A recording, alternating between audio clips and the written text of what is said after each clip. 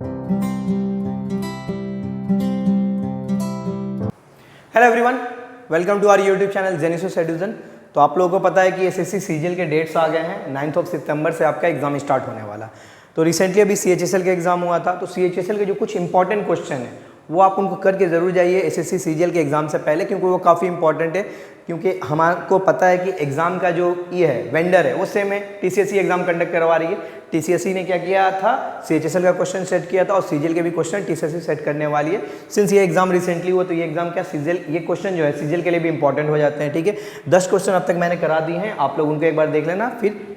ठीक है, क्वेश्चन अब हम 11 से शुरू करते हैं।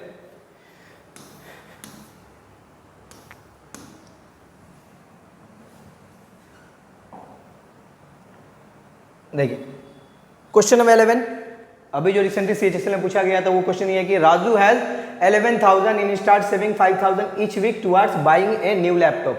राजू के पास 11,000 रुपये है, हर महीने वो क्या कर रहा है 5,000 रुपये सेविंग कर रहा है ताकि वो एक लैपटॉप खरीद सके। रमेश के पास सेम टाइम में 60,000 रुपीज़ है और वो क्या करता है हर महीने 2,000 रुपये खर्चा करता है अपने 8 क्लासेस के लिए।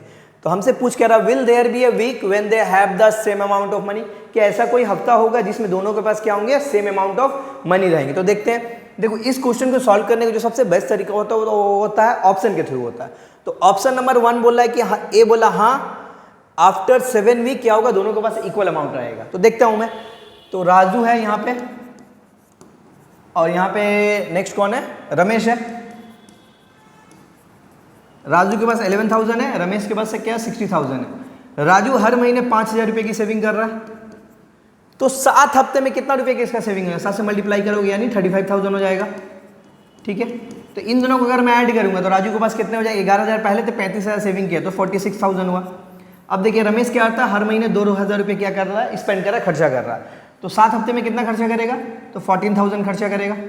ठीक है, तो 14,000 और 60,000 में से, यानी अगर मैं 14,000 को माइनस करूँ 16,000 में से, अगर मैं 14,000 को माइनस करूँ 60,000 में तो कितना होगा, 46,000 होगा अभी रमेश के पास। तो हाँ मैं देख रहा हूँ क्या at the end of 7th week क्या हो रहा है, दोनों के पास इक्वल अमाउंट हो रहा है, तो वही हमारा आंसर हो जाएगा। ठीक है, तो ऑप्शन से बनाओ सबसे ज़्यादा बेटर है। अदरवाइज आपको सॉल्व करना तो ध्यान से देखना।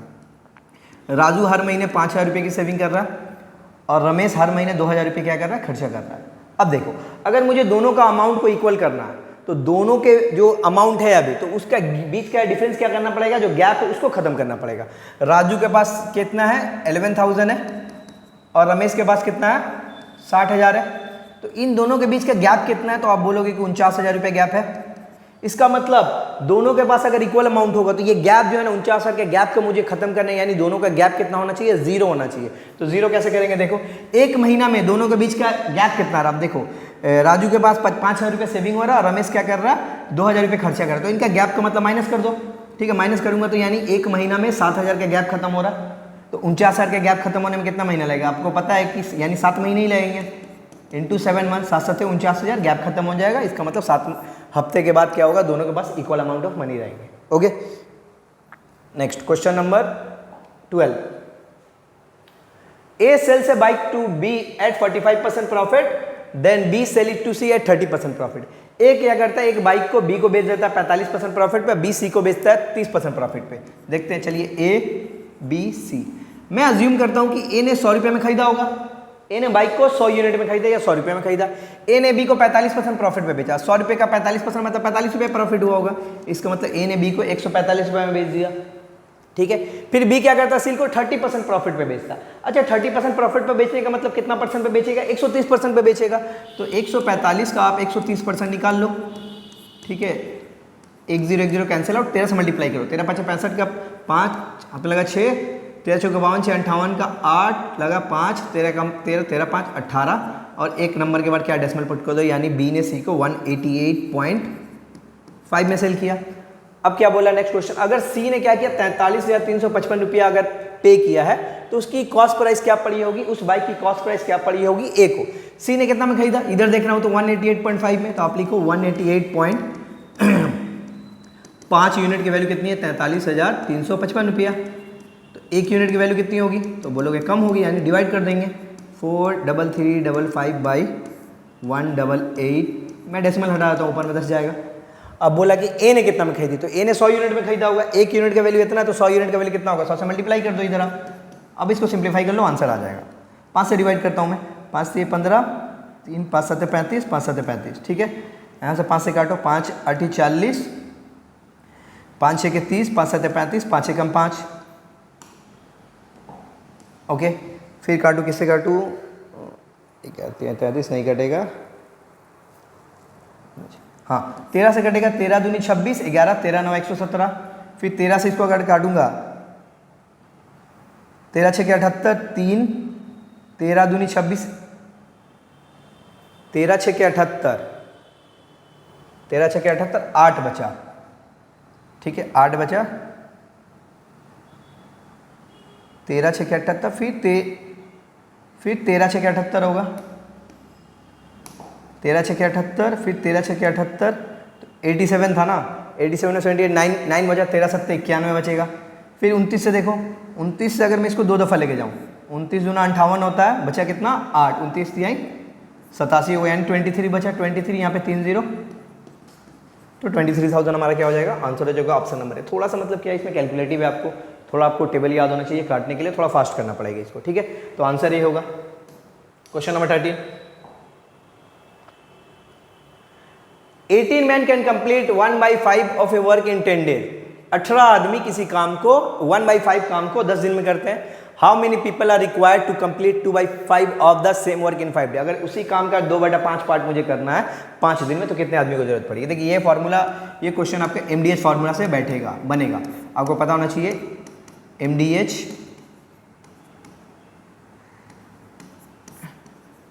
M1 D1 H1 by W1 equal to M2 D2 H2 by W2, ठीक है। M मैन को डिनोट करता है, D आवर, डे को, H आवर को, और W वर्क को डिनोट करता है। तो अभी क्या बोला मुझे, 18 आदमी है, मैन के यहाँ पे 18 पुट कर दो, 1/5 काम को 10 दिन में करता, तो 10 दिन में आवर नहीं दिया, छोड़ दो।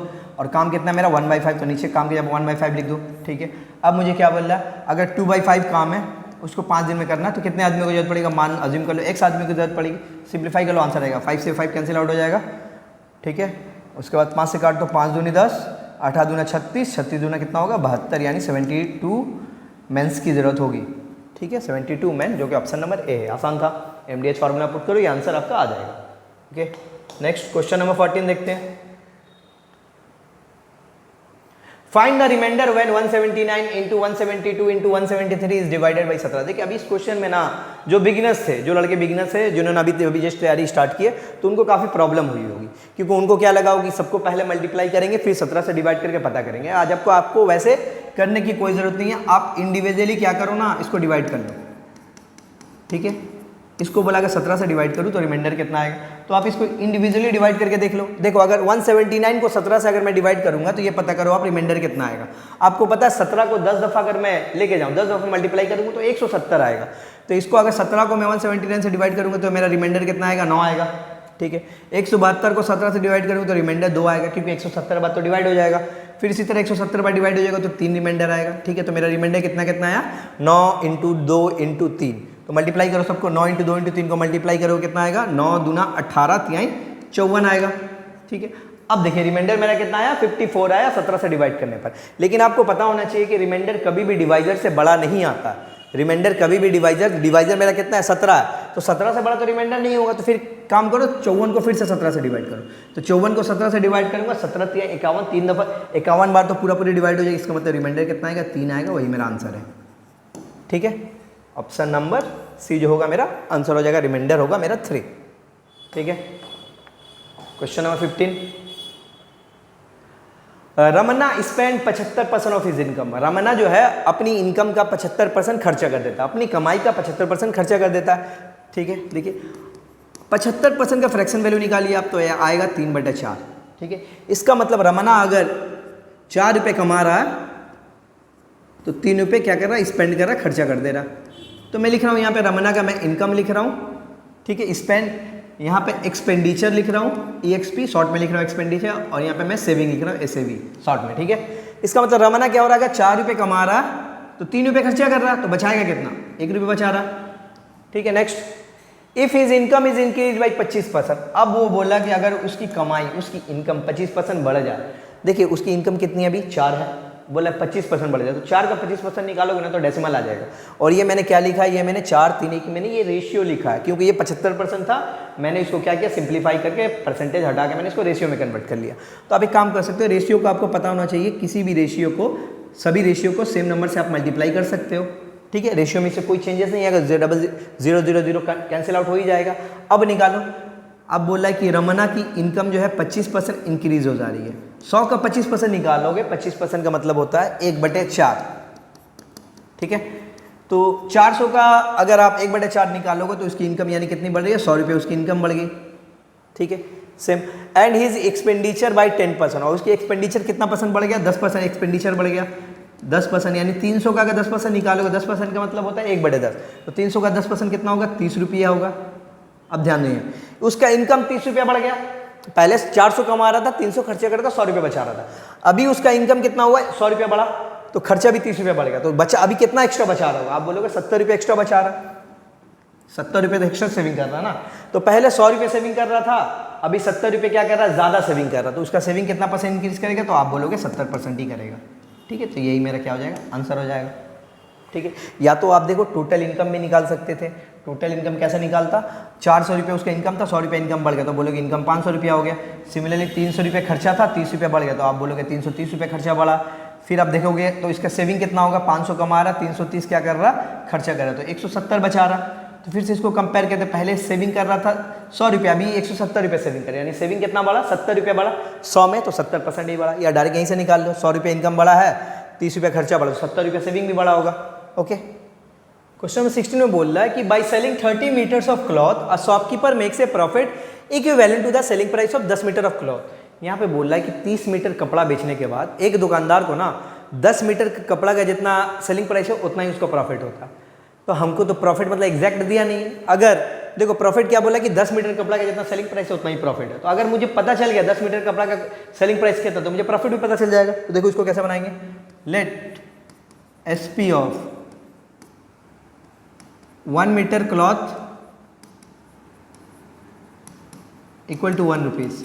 मैंने क्या किया, मैंने मान लिया कि 1 मीटर कपड़ा का कॉस्ट सेलिंग प्राइस 1 रुपया, ठीक है। तो बोल क्या रहा है कि कितना प्रॉफिट हुआ, 10 मीटर कपड़ा का जितना सेलिंग प्राइस है उतना ही प्रॉफिट हुआ। तो 1 मीटर कपड़ा का कॉस्ट सेलिंग प्राइस अगर 1 रुपया, तो 10 मीटर कपड़ा का सेलिंग प्राइस कितना होगा, 10 रुपया होगा। इसका मतलब मुझे प्रॉफिट कितना हुआ, 10 रुपये हुआ, ठीक है। अच्छा क्या बोला, स्टार्टिंग में क्या बोला था, उसने 30 मीटर कपड़ा सेल किया, तो selling price of 30 metre, 1 metre का अगर 1 रुपया, तो 30 मीटर कितना होगा, 30 रुपया होगा, ठीक है। अब यहाँ पे ध्यान दीजिए, 30 रुपया सेलिंग प्राइस है, 30 रुपये में उसने बेचा, तब उसको 10 रुपया का प्रॉफिट हुआ। 30 में बेचने पर तब 10 का प्रॉफिट हो, इसका मतलब क्या होगा, कॉस्ट प्राइस मेरा कम होगा, तो कितना होगा, कॉस्ट प्राइस मेरा 20 रुपया होगा। आपको पता होना चाहिए यहाँ पर प्रॉफिट इक्वल टू क्या होता है, एसपी माइनस सीपी, ठीक है। तो कॉस्ट प्राइस मेरा 20 है। अब यहाँ पे लेकिन क्वेश्चन में क्या बोला, कॉस्ट प्राइस 480 है, तो सेलिंग प्राइस पूछा, जबकि कॉस्ट प्राइस में कितना 20 यूनिट है, तो यहाँ पे मैं मान लूंगा कि 20 यूनिट का वैल्यू कितना, किसके इक्वल है, 480 रुपये के इक्वल है। 1 यूनिट का वैल्यू किसके इक्वल होगा, 480/20। तो मुझे बोला है कि आप सेलिंग प्राइस बताओ, सेलिंग प्राइस कितना, 30 यूनिट है, तो 1 यूनिट का वैल्यू इतना है, तो 30 यूनिट का वैल्यू कितना होगा, यानी एसपी इक्वल टू आप लिख लो, 30 यूनिट का वैल्यू कितना होगा, 480/20 × 30, ठीक है। 1 0 1 0 कटेगा, 2 से काटेंगे कितना होगा, 2 2 to the 4 2 4 the 8 24 × 30 कितना होगा, 720 रुपये होगा हमारा सेलिंग प्राइस आंसर, जो कि है ऑप्शन नंबर सी, ठीक है।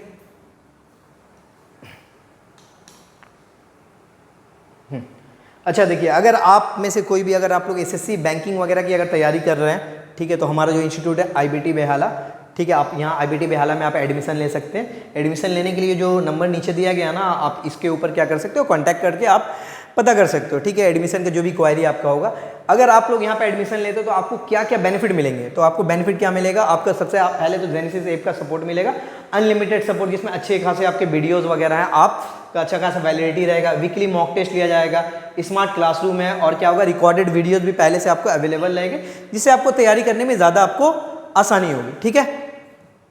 तो क्वेश्चन नंबर 17 देखते हैं। 17, when the integer n is divided by 18 the quotient is x। अब क्या बोला है कि n एक इंटीजर है, n को अगर मैं 18 से डिवाइड कर रहा हूं तो क्वोशंट कितना है, x आ रहा एंड रिमाइंडर 6 आ रहा, ठीक है। When the integer n is divided, अब बोला अगर n को मैं 25 से डिवाइड करूं, ठीक है, तो क्वोशंट मेरा y है और रिमाइंडर मेरा कितना है 15 है। तो अब मुझसे बोल रहा है कि इन चारों इक्वेशन में से कौन सा इक्वेशन मेरा वैलिड है, सही है, ठीक है। तो आपको मैंने रिमाइंडर थ्योरम करवाया था, मैंने रिमाइंडर थ्योरम में आपको बताया था, रिमाइंडर थ्योरम में कि डिविडेंड जो होता है किसके इक्वल होगा, dividend equal to divisor into quotient plus remainder. तो यहाँ पे देखिए n क्या है मेरा, डिविडेंड है, तो n इक्वल टू मैं बोल सकता हूँ dividend equal to divisor 18 into quotient x, 18x plus 6 होगा। सिमिलरली यहाँ से मैं डिविडेंड n इक्वल टू कितना होगा, डिवाइजर 25 क्वोशंट y यानी 25y प्लस रिमाइंडर 15 होगा। देखिए यहाँ पे n की वैल्यू कितनी है, 18x प्लस 6, यहाँ पे n इक्वल टू कितनी है 25 प्लस 25y प्लस 15, तो दोनों इक्वल है ना। तो 18x प्लस का 6 इक्वल टू 25y प्लस का 15, y को इधर लाता हूँ, 18x माइनस का 25y प्लस 6 जाएगा तो उधर माइनस हो जाएगा, तो 25 में से 15 में से 6 माइनस अगर होगा तो 9 बचेगा, ठीक है, equal to 9, equal to 9, 25 18x minus 25 y equal to 9 हो, जो कि हमारा आंसर बी है, ठीक है, ऑप्शन नंबर बी होगा। Next question number 18, Riya and Sangeeta can finish work in 6 days and 8 days। Riya और संगीता किसी काम को 6 दिन और 8 दिन में करते हैं, okay, respectively. Riya started the work alone and then after 3 days Sangeeta join Riya. देखिए पहले मैं टोटल वर्क निकालते हैं। रिया किसी काम को, मैं आर लिख रहा हूँ इनिशियली रिया के लिए, एस है संगीता के लिए। रिया किसी काम को 6 दिन में और संगीता 8 दिन में करती है। तो यहाँ से आप लोगों को पता है इन दोनों का एलसीएम लेंगे तो वो मेरा क्या होगा, टोटल वर्क होगा। तो 6 और 8 का एलसीएम क्या होगा, दोनों में बड़ा नंबर कौन है, 8 है, तो 8 चेक करो क्या 6 से डिविजिबल है, तो आप देखो नहीं 8 6 से डिविजिबल नहीं, ठीक है। तो एक काम करो 8 का टेबल पढ़ो, 8 दूनी 16, 16 डिविजिबल है 6 से, वो भी नहीं है। 8 तरीके 24, 24 डिविजिबल है 6 से, तो हाँ 24 है, तो मेरा टोटल वर्क 24 हो जाएगा। अब इफिशियंसी निकालता हूँ मैं संगीता की रिया की इफिशियंसी कितनी होगी, टोटल वर्क 24 है और संगीता 6 दिन में काम करेगी, तो डेली कितना काम करेगी, 24 को 6 से डिवाइड करोगे 4। सिमिलरली संगीता क्या कितना काम करेगी, डेली 3 यूनिट काम करेगी, क्योंकि 24 डिवाइडेड बाई 8। अब देखो एफिशिएंसी का मतलब क्या होता है, पता होना चाहिए आपको। एक दिन का काम, यानी रिया एक दिन में 4 यूनिट काम कर रही है, संगीता एक दिन में 3 यूनिट काम कर रही है, ठीक है। टोटल काम 24 यूनिट इन दोनों को करना है। अब respectively Riya started the work alone and then after 3 days Sangeeta join Riya. अब क्या बोला, रिया ने अकेले काम स्टार्ट किया और 3 दिन के बाद संगीता ने ज्वाइन किया। इसका मतलब क्या है, रिया ने 3 दिन तक अकेले काम किया, तो रिया एक दिन में कितना यूनिट काम करेगी, 4 यूनिट काम करेगी। तो 3 यूनिट में रिया कितना 3 दिन में कितना काम करेगी रिया, तो 3 दिन में रिया करेगी 12 यूनिट काम करेगी, ठीक है। अब देखो टोटल काम तो मेरा 24 यूनिट था, उसमें से रिया ने 12 यूनिट काम कर दिया, तो मेरा रिमेनिंग वर्क कितना बचेगा, रिमेनिंग वर्क कितना बचेगा, तो रिमेनिंग वर्क आप बोलोगे 24 में से 12 घटा दो, यानी 12 यूनिट काम अभी भी करना बाकी है, ठीक है। तो रिया ने 3 दिन में इतना काम कर लिया। अब क्या बोल रहा, आफ्टर 3 days संगीता ज्वाइन रिया, 3 दिन के बाद संगीता ने रिया को ज्वाइन किया। अब दोनों मिलकर काम करेंगे, ठीक है। They both finish the remaining work, ठीक है। How long did the work last, total work last. अब बोल रहा है कि संगीता ने 3 दिन के बाद ज्वाइन किया और जो बचे हुए काम को दोनों ने मिलकर किया, तो बचा हुआ काम कितना है, 12 यूनिट है, ठीक है। देखो रिया करेगी 4 यूनिट काम, संगीता करेगी 3 यूनिट काम, तो 12 यूनिट काम को करने में कितना दिन लगेगा, 4 + 3 7, तो आप निकालोगे 7 × 1 = 7, 7 से ही 5/7 दिन लगेंगे, ठीक है। और 3 दिन तो पहले ही काम हो चुका, तो मुझसे पूछ रहा है कि टोटल कितना दिन लगा काम को ख़त्म होने में, टोटल टाइम कितना लगा। 3 दिन तक रिया ने अकेले किया और 1 से ही 5/7 दिन में रिया संगीता दोनों ने मिलकर काम किया, तो 3 + 1 जोड़ोगे कितना होगा, 4 से ही 5/7 दिन, 4 से ही 5/7, जो कि ऑप्शन नंबर आपका डी होगा, ठीक है। देखते हैं question number 19। A clock is sold for 550 cash और इन द इंस्टॉलमेंट स्कीम। एक क्लॉक यानी एक घड़ी है, तो उसको आप 550 रुपये कैश देकर खरीद सकते हो या तो इंस्टॉलमेंट में भी खरीद सकते हो, ठीक है। इंस्टॉलमेंट का कंडीशन पढ़ते, और in the instalment scheme for 250 cash down payment and 310 after 1 month. अगर आपको कैश में खरीदना है तो 550 रुपये दीजिए, खरीद लीजिए। अगर आपको EMI पे खरीदना है, इंस्टॉलमेंट पे खरीदना, तो पहले 250 रुपया कैश दीजिए, 250 रुपीज़, उसके बाद क्या है 310 रुपया एक बार का पेमेंट कर दीजिए 1 महीना का, ठीक है। देखो 550 रुपये मेरे पास क्या है, खरीद सकते हो। तो मुझसे पूछ के आ रहा find the rate of interest charge in the instalment scheme. तो रेट ऑफ इंटरेस्ट कितना ले रहा, ठीक है, रेट ऑफ इंटरेस्ट देखो। अब देखो मेरा कॉस्ट प्राइस कितना है घड़ी का 550 रुपया।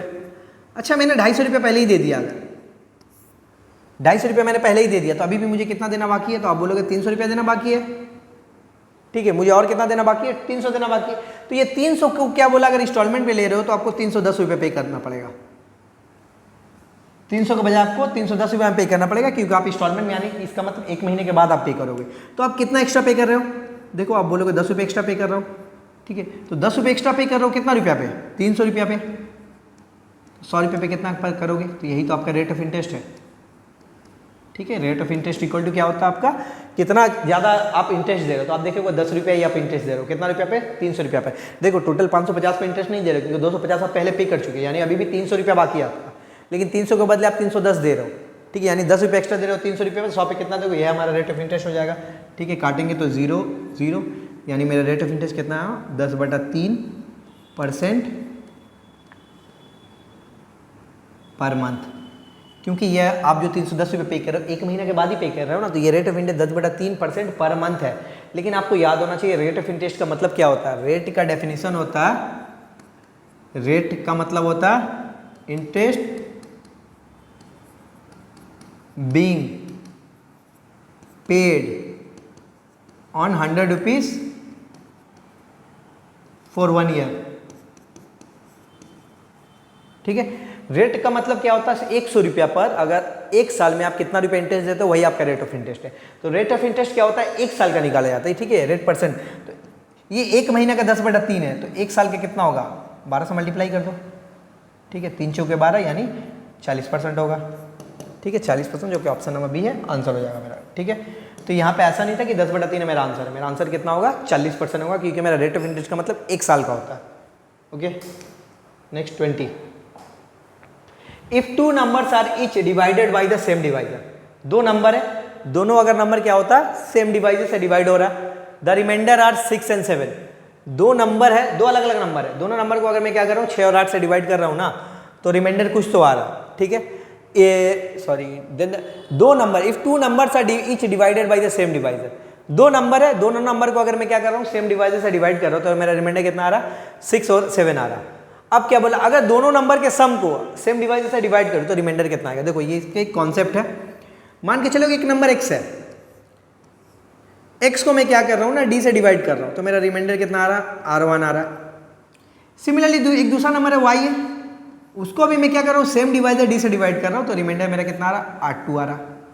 अब अगर बोले पहले x को डिवाइड किया d से रिमाइंडर R1, फिर y को डिवाइड किया d से रिमाइंडर R2। अब अगर मैं इन दोनों नंबर के सम यानी x और y के सम x प्लस y को अगर मैं d से ही डिवाइड करूं तो रिमाइंडर अगर R3 आता है, ठीक है, रिमाइंडर R3 आता है, तो डिवाइजर यानी d की वैल्यू क्या होगी, लिखो आप, डिवाइजर d की वैल्यू होगी R1 plus R2 minus R3, यानी पहला रिमाइंडर प्लस दूसरा रिमाइंडर माइनस तो थर्ड रिमाइंडर, यानी दोनों का सम करके जो डिवाइड करने पर जो रिमाइंडर आ रहा, ठीक है। तो पहले बोला था सेम नंबर है, देखो पहला रिमाइंडर कितना, मेरा डिवाइजर कितना होगा, लिख लो आप, डिवाइजर पूछा, डिवाइजर पहला रिमाइंडर 6 है, फिर 8 है, और दोनों का सम को डिवाइड करने पर 5 आ रहा है, 6 8 14 माइनस 5, आपका आंसर हो जाएगा 9, यानी रिमाइंडर मेरा 6 8 14 14 5, रुको, और सॉरी 6 और 7 है, ठीक है, 6 और 7 है, 6 7 13 माइनस 5, तो आपका आंसर हो जाएगा 8, ठीक है, ऑप्शन बी हो जाएगा, 8 होगा। उम्मीद करता हूँ आपको ये सेशन समझ में आया होगा, ठीक है। तो ये CHSL की कुछ इंपॉर्टेंट क्वेश्चन थे जो कि CGL के लिए आपका इंपॉर्टेंट है, ठीक है। तो इस सेशन में हम यहीं तक रखते हैं, बाकी नेक्स्ट सेशन में मिलते हैं और भी अच्छे एक्साइटिंग क्वेश्चन के साथ, ठीक है, बाय।